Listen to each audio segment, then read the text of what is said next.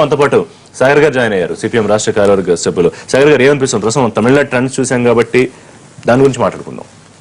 Okay, అంటే తమిళనాడులో అంటే సర్వేలన్నీ చెప్పినప్పుడు డిఎంకేకి వస్తాయి అనేటువంటిది చెప్పారు. అంటే కొన్ని నిన్నటి పత్రికల్లో చూసినప్పుడు అక్కడ స్థానికంగా ఉండేటువంటి ఛానల్స్ అన్ని కూడా ఏఐడిఎంకే కూడా అవకాశం ఉందనేటువంటి చాలా క్లియర్ గా చెప్పారు.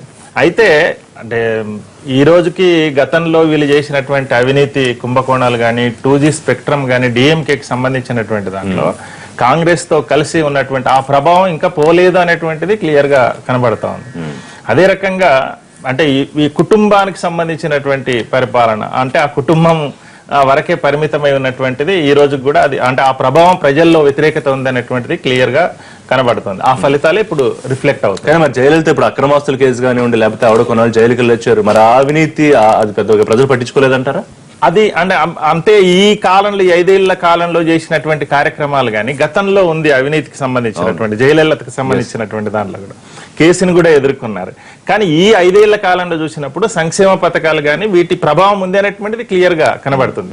గతంలో మొత్తం ఉద్యోగస్తులు ఎవరైతే ఉన్నారో వాళ్ళకి వ్యతిరేకంగా అన్నాడీఎంకే తీవ్రమైనటువంటి చర్యలు తీసుకున్నారు. ఇప్పుడు ఈ 5 ఏళ్ల కాలంలో ఆ జాగ్రత్తలు కూడా ప్రభావం చేసినది. ఫలితాలను బట్టి చూస్తే ఆ జాగ్రత్తలు కూడా అన్నాడీఎంకే తీసుకున్న దాంట్లో క్లియర్ గా కనబడతా ఉంది. మరొకటి శ్రీనివాస్ గారు, దాదాపుగా డబ్బు యాంగిల్ అనేది కూడా మనం వదిలేయడానికి వీల్లేదు. ఎందుకంటే 100 కోట్ల పైచీలకు అధికారికంగా సీజ్ చేసిన ఎలక్షన్ కమిషన్ సీజ్ చేసిన డబ్బు అయితే 100 కోట్లు మరి అనధికారికంగా ఎంత వెళ్ళిందో తెలియదు. అది లేకపోతే ఫ్రీ పథకాలు డిఎంకే ఏదైతే ఫ్రీ అనే ఒక వరాల జల్లు కురిపించారో అదేమి పనికిరాలేదని అనుకోవాలా? యాక్చువల్గా అండి మనం డిఎంకే మేనిఫెస్టో చాలా ముందు రిలీజ్ చేయడం జరిగింది. ఈమెది చాలా దగ్గరకు వచ్చిన తర్వాత అనౌన్స్ చేయడం జరిగింది. నేను చెప్తుంది అదేంటంటే 5 ఏళ్లకు ఒకసారి నాయకత్వాన్ని మార్చే అలవాటు అక్కడ ప్రజలకున్నా ఈసారి మార్చడానికి కరుణానిధి టూ ఓల్డ్ అయిపోయాడు. గమనించాల్సింది అంటే ప్రజల్ని మనం ఎంతసేపు అదే ధోరణిలో చూడలేం. అయితే ఇప్పటికీ దురదృష్టం ఏంటంటే ఈ ఉచితాలది చాలా ఇంపాక్ట్ చూపిస్తోందండి రాష్ట్రాలు మనకి. ఇక్కడ కానీ అక్కడ కానీ లాస్ట్ లో అనౌన్స్ చేసింది అది కూడా చాలా మంది చెప్పడం అంటే కాంగ్రెస్ వాళ్ళది సోనియా గాంధీ గారి సభ ఉన్న రోజు కీలకంగా ఆ టైంలో లైవ్లన్నీ మార్చేసి పెట్టి అంటే విపరీతమైన పబ్లిసిటీ వచ్చేలా కూడా మీడియా అంతా జయలలిత గారి చేతిలో ఉన్నటువంటి పరిస్థితి. ప్రధానంగా వైఫల్యం ఇవాళ ఉచితాలు ఇద్దరు పోటాపోటీ పడి ఇచ్చాను, అదే చెప్పాను. డబ్బు విషయంలో కూడా దాదాపుగా పోటాపోటీగానే ఖర్చు పెడతారు, అందులో ఏమి సందేహం లేదు. ఇక్కడ వాళ్ళ మద్దతుదారులు వీళ్ళకి ఎవరి సపోర్టర్స్ వాళ్ళకు ఉన్నారు. సహజంగానే అధికార పార్టీ కొంత ఎక్కువ చేసే పరిస్థితి.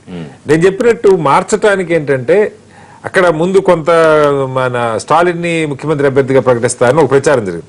మేబీ అది చేస్తుంటే ఇంకొద్దిగా బెటర్ గా ఉండేది వాళ్ళకి కంపేర్ టు కరుణానిధి గారు. అది ప్రయత్నం మళ్ళీ అది బెడిచి కొడుతుందేమో అనుకుని భయపడి చివరి నిమిషంలో మళ్ళీ కరుణానిధి గారు తనే ముఖ్యమంత్రికి ఉంటారని చెప్పడం జరిగింది. ఈ అంటే 93 ఏళ్ల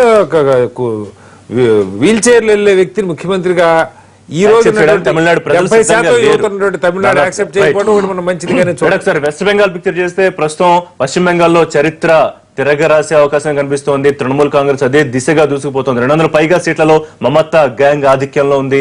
లెఫ్ట్ పార్టీలు ఏమాత్రం బెంగాల్లో ప్రభావం చూపించలేకపోతున్నాయి. ఓటర్లు భారీ మెజారిటీ కట్టబెడుతుండడంతో దీదీ ఇంటి దగ్గర సందడి నెలకొంది.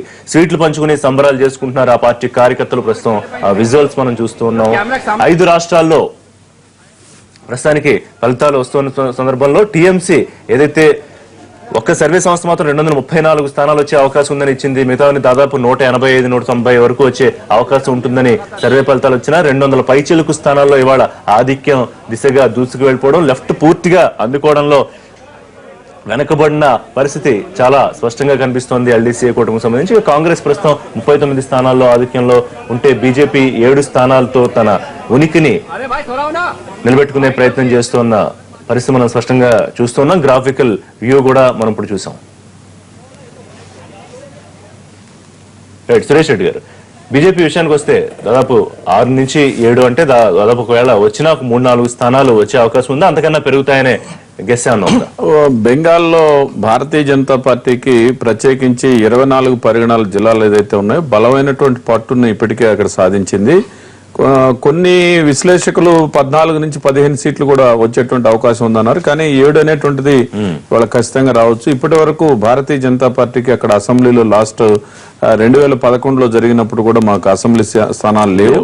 ఈ రోజు ఖచ్చితంగా మాకు గౌరవప్రదమైనటువంటి స్థానాలే వస్తున్నాయి అక్కడ. అయితే ఈ రోజు నేను ఇందాక చెప్పినట్టుగా తృణమూల్ కాంగ్రెస్ కి ఆల్టర్నేటివ్ గా ఎప్పుడైతే కాంగ్రెస్ ఇవాళ కమ్యూనిస్టులు కలిశారో దాన్ని పశ్చిమ బెంగాల్ ప్రజలు జీర్ణించుకోలేనటువంటి పరిస్థితి ఉంది. సరైనటువంటి ఆల్టర్నేటివ్ అక్కడ ఉన్నట్టయితే తప్పనిసరిగా ఫలితాలు ఇంకొక రకంగా ఉండుండేవి.